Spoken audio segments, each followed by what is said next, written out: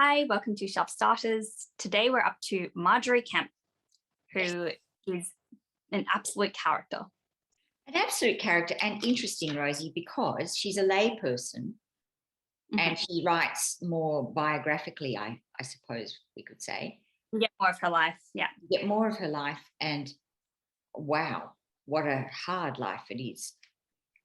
It is.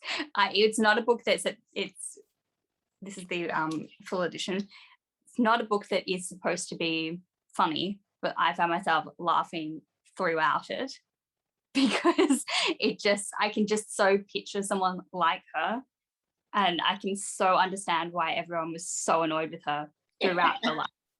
Well, I think what made you laugh was, most obviously you're reading it through a very contemporary lens, and she is extremely funny about her lack of desire for her husband. Oh yeah. And that is actually, she's quite, she's almost like the opposite views of the wife of Bath, but the same sort of big voice about it. Yeah, she's very brave and very vocal. Very. So she is, she's married. She has 14 children. Ugh. And she's kind of connected to Julian in that she's also a mystic. She also has these like visions and things, except unlike Julian, whose visions are like one day, I think, sort of spilling over into the next day, and then she spends 15 years thinking about it in solitude. Margery has them all the time and is telling everyone all the time about them, and is like out in the world spreading her thoughts and in a very loud way. Very loud.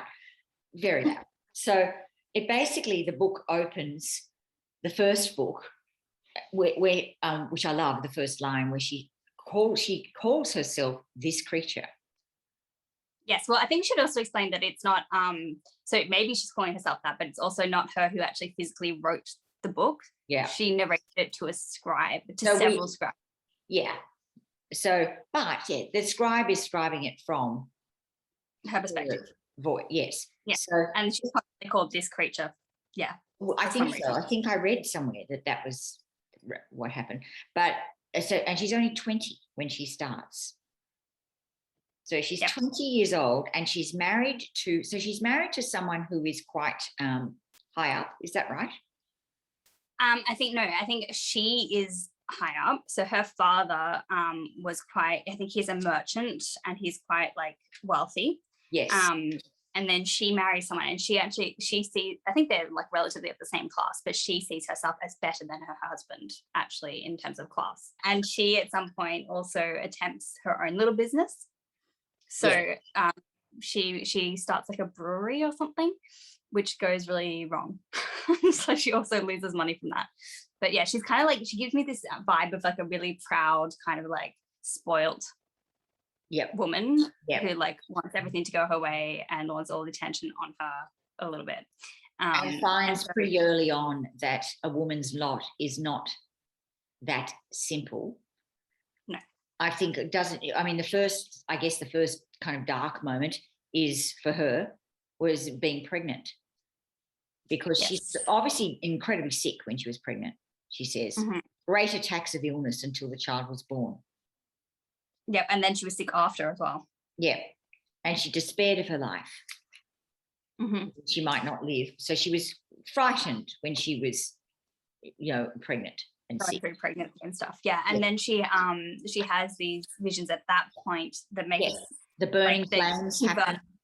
Yeah, that's right. She thinks it is like going to hell. So she sees devils open their mouths, all inflamed with burning flames of fire, as if they would have swallowed her in, sometimes menacing her, sometimes threatening her, sometimes pulling her and hailing her both night and day. So she's getting all these weird visions of hell and stuff. And those verbs, Rosie, those verbs, menacing, threatening, pulling, hailing, they're really powerful, aren't they? Yeah, it's scary. No wonder.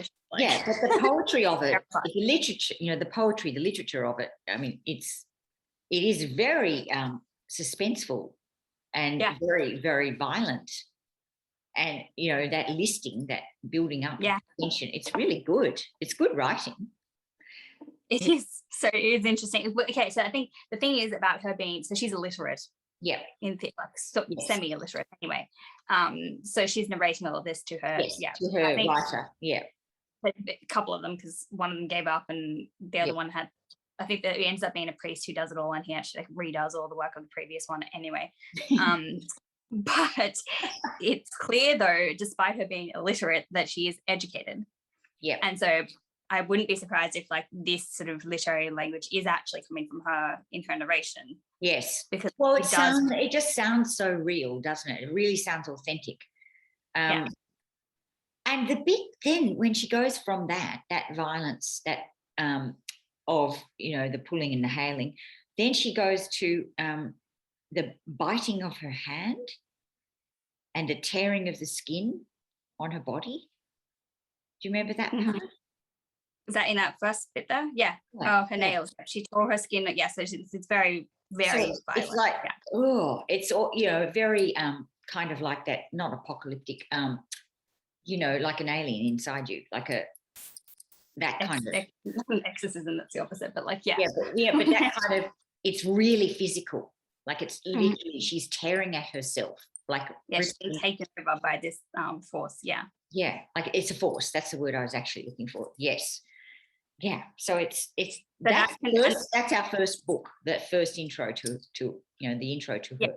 And then so she's getting those horrible, scary visions, and then she sees Jesus. Yes. And he comes to her, and throughout this, there's kind of like semi-erotic visions of Jesus throughout it. Yeah. And he comes to her in the likeness of a man, most seemly, most beautiful, and most amiable. And he sits upon her bedside and tells her that she's going to be fine, and that so that's really nothing like what follows, which is her lack of desire for her husband. So we've got this quite sexually charged description of only when it's about Jesus, and then but when it comes to her husband, and there's such repulsion that goes with him and sex, and she calls it the meddling. Sick. So, and it basically, and then the best bit ever. So after she's talked about the meddling and how unpleasant a concept that is, but then we go to the special deal that she has to cut with the husband. Yes. Which involves this part where she says, I love this part.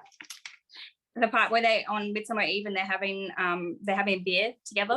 Yes. This part, yes. And then it's not really a deal. It's just like, no, but it's what he wants. What he wants. What he wants. But this made me laugh so hard. So he says, if a man came along with a sword and said he was going to cut my head off, unless you like slept with me, what would you do? Like, would you sleep with me again if my life was over? And she goes, nah. honestly, I'd rather not. Yeah, no. Yeah, I love it. I'd rather see you slain than we should return I'd rather see you be slain than we should turn again to our uncleanliness. Our uncleanness. And then he says, I love it. It's meddling, it's unclean. Yeah. But then I like what he then comes up with. His next deal. His next idea is, but look, I need you to, not only do I need to do some meddling, but really very important and high on my list is that we've got to eat and drink on Fridays. And she comes back with, look, there's just so much a girl can do, basically. I grant you to requite your debts before I go to Jerusalem and make my body free to God so that you will never challenge me by asking the debt of matrimony after this day. Why do you live? And I shall eat and drink on the Friday at your bidding. Like, all right, if you don't meddle with me. Let's go to Jerusalem. Let me go to Jerusalem and not the meddling, but I will do the eating and the drinking on Fridays. So she really wants to do these pilgrimages, but she has to get spousal, what's it called? Spousal or something? Yeah, it's basically permission, approval too. Yeah. And they were really expensive, these pilgrimages. So I read about them in this introduction, which was also, again, really good. I do love the Oxford editions. They have really good introductions. That's beautiful. Yeah. What is that cover? So that's obviously stained glass, and that's where? It is a 15th century stained glass window. Does it say where from? English school in Suffolk. Yeah, because why I'm asking that question, Rosie, is I've just been looking at the Christchurch magazine, and it's a similar style to these ones in here. 15th century. Yeah. Yeah. In fact, that one on the left I've definitely seen before, and it could be on a cover of a different book that I have. Yeah. Possibly. Yeah. And this would be 15th century. Yeah. I think. So the hilarious thing about these pilgrimages, so they were really expensive, so it wasn't like anyone could go on them, but they were kind of like package holidays now. I was going to say, or a bit of a girl's own, but a girl's own. Yeah, but like you go with a guide. You have a group of travelers. They go with a guide. Everything's included. So they have little dormitories and they have all their meals together and all this stuff. A Kentucky tour. It's a Kentucky tour. Yeah, it's just like that. And they even had separate dorms for like women as well. So it's like it's like going through youth hostels and stuff. Youth hostel situation, yes. But he does not want her to go. He doesn't want her to go because she's a bit of a wild one, and like God knows what she's gonna do. Also, like I think their reputation was kind of at risk at this point because she's been so loud, people think she's insane, and he's just putting out with it. Like, so what I mean by she's being loud, we haven't explained that a lot, but everywhere she goes, anywhere remotely related to religion, which is mostly where she goes all the time, to various churches and all these different sites, she will fall on the ground, wailing and crying and thrashing about in some sort of like religious fit everywhere she goes. And people just think, what's wrong with that woman? Yes. It wouldn't be easy. So they think she's mad. And on top of that, they think that she is a heretic as well. So she's also risking being imprisoned. And at one point she does get imprisoned as well. Yes. So her poor husband's just like dealing with all these rumors about like, is she a witch? Is she mental? Like, what is going on? And so of course he doesn't want her to go off on her own. And it wouldn't be a cheap thing to do. It wouldn't be an inexpensive. And she has debts from her favorite brewery as well. Yes. So all round, she's a bit of a risky business, this woman. She's a difficult wife, that's for sure. Definitely. But I just found all of those, the descriptions of the pilgrimage is absolutely hilarious because it's like basically everyone telling her to shut up, stop ruining the experience for them. And at some point they actually tell her that she's not allowed to dine with them anymore because her like sermons that she gives them over dinner are too annoying and she's too loud and too dramatic. And so they like banish her to a separate table. Well, we all know what that person on tour is like. Everybody knows that. There's always one on every tour, let's face it. And she's that. But she also, like, you do have moments where you feel bad for her, even though I'm sure she's really annoying. When, like, they do bully her a little bit. Like, they steal her things and they're quite rough with her at various points. Like, at one point, they, like, steal her blankets and stuff. And they take her room on the ship and things. So she's getting, like, bullied. Again, like a Kentucky tour. She's being picked on, but she's also really annoying. Yes. And I can just imagine like you're going on these holy places. Everyone's there to go to see this big thing. Yeah, and then you go there, it's always so quiet and respectful. Like everyone. Yeah, that's right.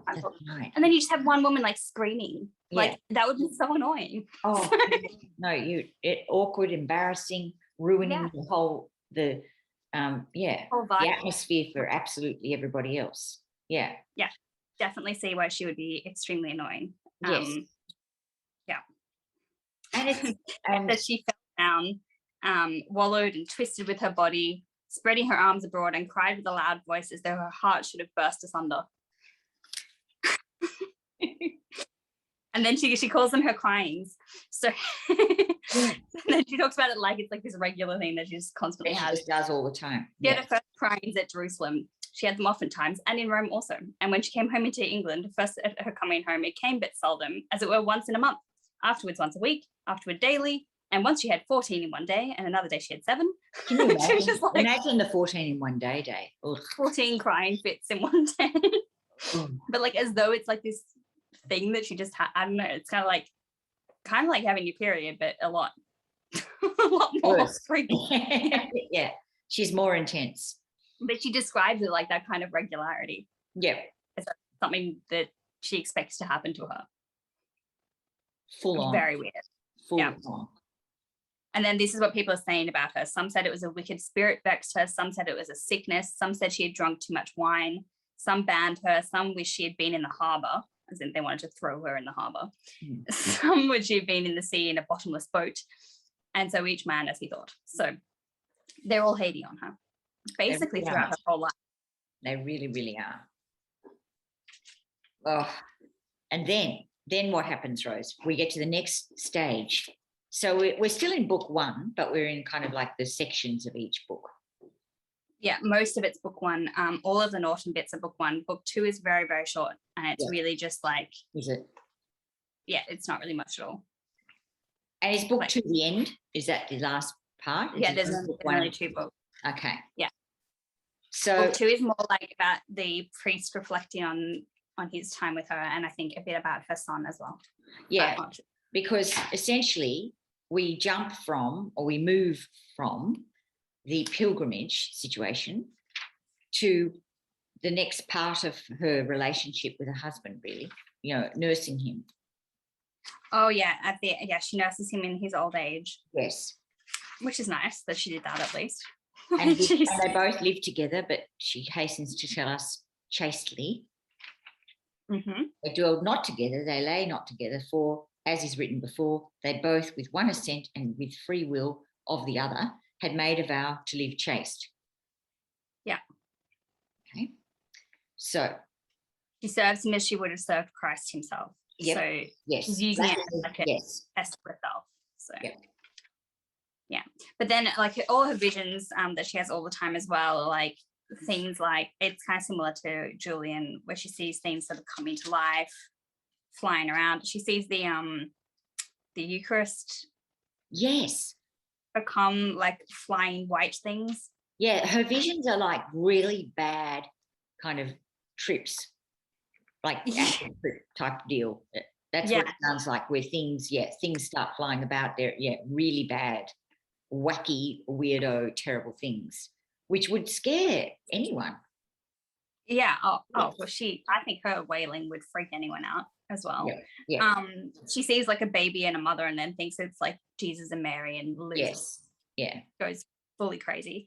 Yeah, I mean, from the cynical part of me is like, this doesn't feel as legit as Julian. No. Well, it doesn't have, Rosie, that whole tone. I mean, it's nothing like that tone. It feels, because I think she's so loud about it, it feels a lot more attention seeking and a lot less authentic. It does, but it's a lot easier it's more likable because it's less earnest, I think. But it's more interesting as well. Like there's just a lot of fun about it, because it isn't all about being earnest. It's about just, it's all about her, isn't it? It's really actually all about her. Yeah. That's the problem. Yeah. But I think there's a lot of interesting theories about like what this could have been, like what was actually happening, and like if she actually had any illnesses. So these are some things that people have said it could be. Oh yeah, what have they said? Jerusalem syndrome, which is a psychosis occasioned by visiting the city of Jerusalem. I don't know. I have not heard of that. Me. Tourette's, which I thought was interesting, because she does kind of just randomly yell things out and like. Yeah, inappropriately with no filter. Yep. Yeah, except that they are all like linked to the same theme, and I don't know if that's something that Tourette's is that orderly. Yeah, no. Yes. Mm-hmm. The most likely one in my mind is just severe postpartum depression. That's what I thought, because it always, I mean, that's it started with that illness, that terrible, but even in pregnancy, Rosie, that really debilitating, horrific sickness. And that is, in modern times, we would certainly say that was a trigger for postnatal. I think it's just untreated postpartum illness. And it says that after childbirth there's like a fever, she was out of her mind, she suffered a period of instability, lost her reason and her wits. So it's like, I mean, I feel like that is the whole thing. But then another one is menopause, but I think it's probably the postpartum. So how old is she though? Because we start when she's 20. Yeah, we start when she's young, but then it does continue on to But like do the we rest know of how old she is when we end? Or is it I a don't think matter so. of? I can't No, I remember. don't think But there's any reference to time. Well, she does say that she kept her husband, she took him home and looked after him, and says that in his last days he turned childish again and lacked reason.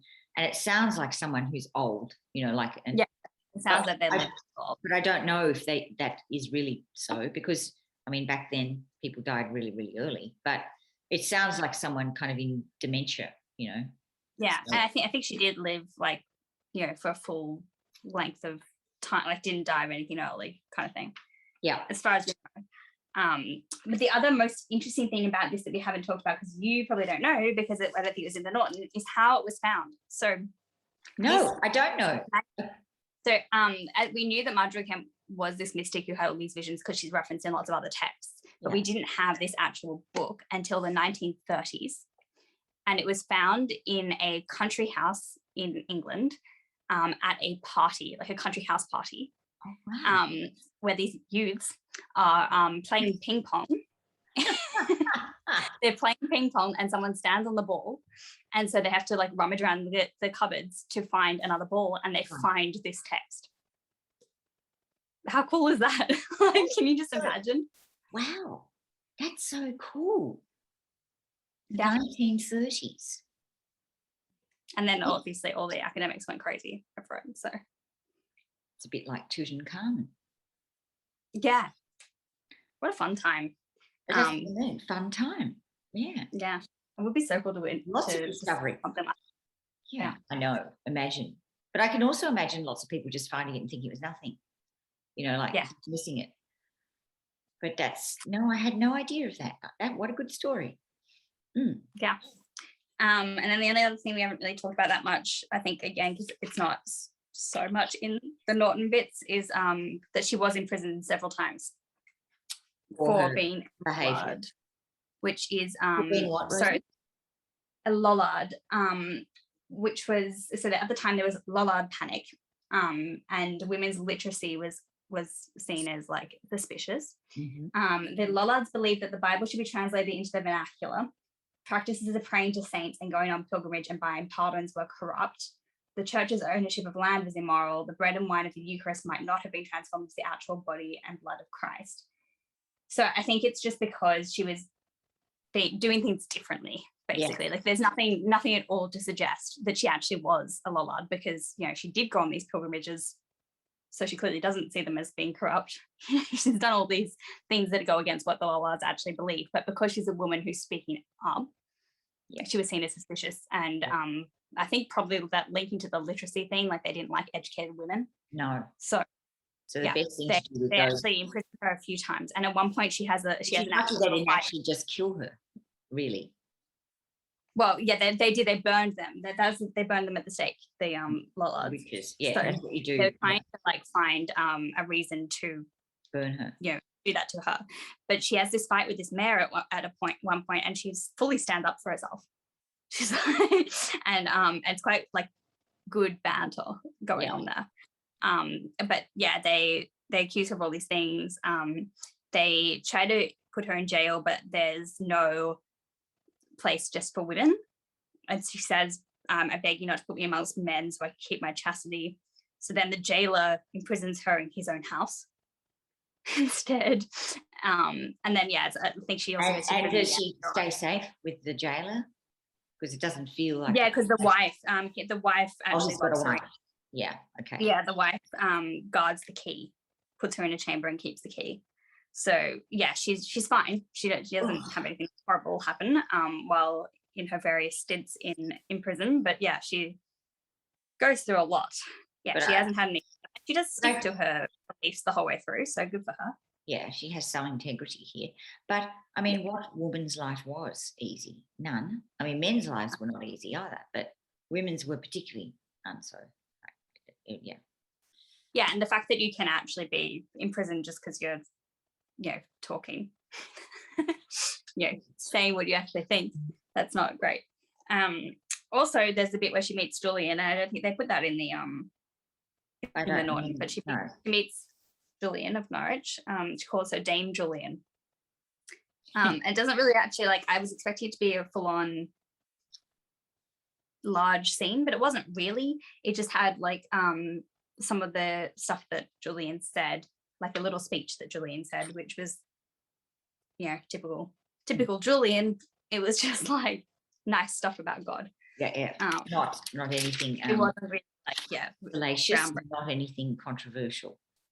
Yeah, they just talked about their love of God for many days, and then that was the end of their visit. So, yeah, but pretty cool that we have these two women. Extremely, extremely, really, really good to have read those. I think. Yeah. I actually really enjoyed reading this one as much as I am sure the intention is not to laugh, and I definitely was laughing through most of it. It was a lot more fun to read than Julian's, even, because it was just like there was actual stuff happening, I guess is the thing. Like, she actually goes out and does things, and there's events.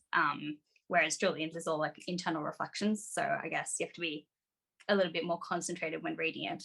Whereas this one was like, it was like a little story. Yeah, it was very easy, relaxing read, for sure. Yeah, for sure. And then from here, Rosie, we're going to go into the 1400s to your play of the Crucifixion. Yes, your play of the Crucifixion, which is one of the mystery plays. Yes, which is a major literary movement, isn't it? It's a really big time, because those mystery plays, they informed people right up into like Faustus. So Christopher Marlowe drew on that tradition. So this will be good. Yes. I'm excited to start them. And I think that the York cycle is one of the most famous. Yes. So good that we're doing that one. York play of the Crucifixion. So we have the York one, and then after that, the second Wakefield, Second Shepherd's Play. We have the Second Shepherd's Play, so that's another mystery play, isn't it? Yeah. And is that it? 2 mystery plays, I think. Yes, although there is a random play at the end called Everyman, and I wonder if that's its own. I know that. That's Everyman, that's a very known literary tradition. That's a morality play. A morality play, that's right. And that's where we get, Utopia. Okay. On this. That makes sense, because it's the last one there, and I know that Utopia is one of the first things in the next one. So we're interesting to see the difference between a mystery play and a morality play. Let us know what you think of Margery. Do you sympathize with her, or do you think she's crazy? Yeah. Like her lifetime. I do sympathize with her. I don't think she was, I think crazy is a bit harsh. I think she was sick. Well, possibly. Yes. I think that sounds right. But definitely an interesting character. And even if she is, a little bit eccentric, or a lot eccentric, she's still very brave for the time. Yeah, and that's quite impressive. And does she deserve, to be so maligned? Really, not necessarily. No, and I definitely don't think that she deserved to be treated the way that she was treated on the pilgrimages. Although I know she would have been really annoying, but they did some awful things to her. So I don't think that was necessary. No. So I do feel bad for her. A bit more tolerance is a good thing. Yeah, a little bit more tolerance. Excellent, Rosie. Good. All right. Well, we'll see you next time for your play of the Crucifixion. Yes. Perfect. Thanks for watching, everyone. Thanks. Okay. Bye.